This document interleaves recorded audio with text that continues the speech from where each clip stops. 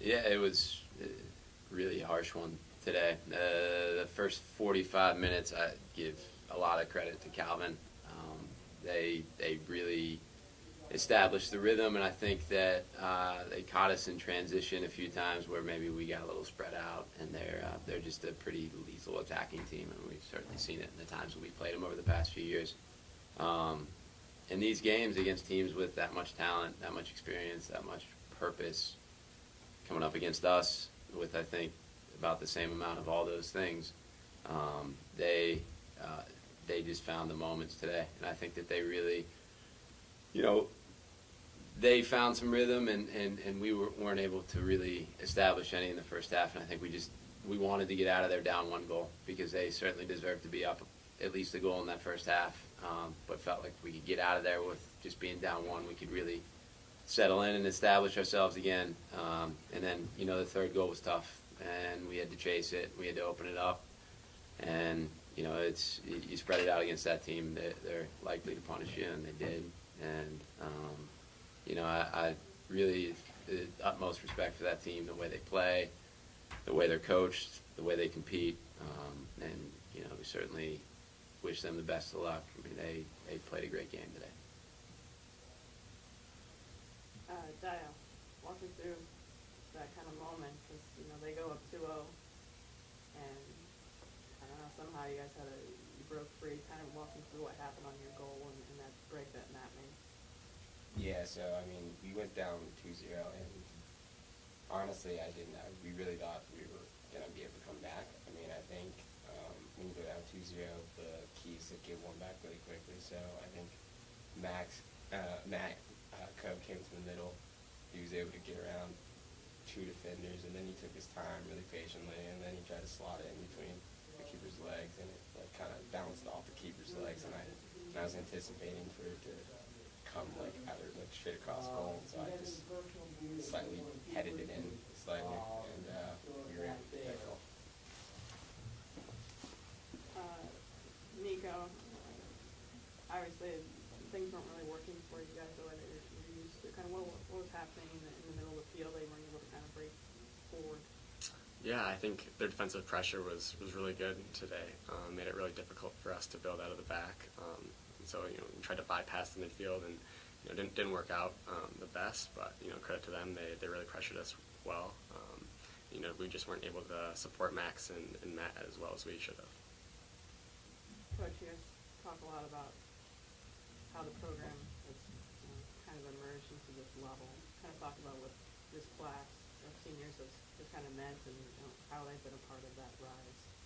Yeah, it would be tough to put into words. I mean, you kind of have these moments as their season's going on, reflecting back of recruiting them and them coming in as freshmen, and like every phase in their career. I've never had a more humble group of talented players, and I think everyone followed their lead. I think at points this year, we just kind of stepped back and really tried to enjoy the people and the competitors that we were fortunate enough to be around. Nicco, Max, Matt are as good a Division III players as are going to play, and the way that they lead the group and the way that they compete every day is just it's such a pleasure to be able to coach a group like that, and I think everyone sees that and learns from it and sees that that's who we are and that's what we're about. There can be absolutely no disappointment or shame in the way that these guys have played and competed. It fell a little bit short of where we wanted to be, but I just, both me and Spencer, as we've gone through this, we just felt so fortunate to have these guys in our school, in our program, and they've left it so much better place. And I mean, their legacy is going to last a really long time. Nicco, it's never easy to answer this question at the end of your career, but what has being a part of all of that meant to you personally? Yeah, I'm just so proud to be a part of a group that includes Zach, Josh, Matt, and Max. I mean, they're just exceptional guys on and off the field, and you know, I think coming in as freshmen, we were shaped a lot and learned a lot from the classes before us. You know, what it means to be a good teammate, how things should be on the practice field, you know, how you get ready for games. And so one of our goals was to be that to the classes that came after us. And you know, I can say I'm pretty proud that our classes has been that for the classes below us. Any final thoughts, Coach? Yeah, and I just realized as he said it that I didn't mention Josh and Zach, because we've had guys come through this program who maybe their impact isn't as evident on the field. At times it is, but they were so exceptional in the roles that they played for our program, and I think that what they did for us was at the standard that these three did at times on the field.